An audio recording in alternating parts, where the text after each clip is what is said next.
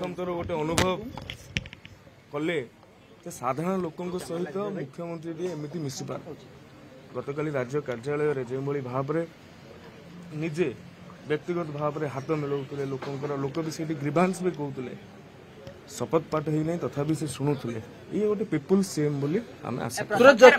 आज प्रथम cabinet busbar अच्छी प्रथम निष्पत्ति कौन रहिबो जहाँ संकल्प पत्र दिया जाइतला बीजेपी निश्चित संकल्प पत्र जहाँ जहाँ दि जाइथिला ताहाकू अति जल्दी कौड़ाक आवश्यक अच्छी धान कथा कहतु कि पुरी श्रीमंदिर कथा कहतु केउड़ाक आवश्यक अच्छी ताहाकू माननीय मुख्यमंत्री पर्यालोचना करके कैबिनेट स्थानित प्रथम कैबिनेट रे काहाकू गुरुत्व मिलबो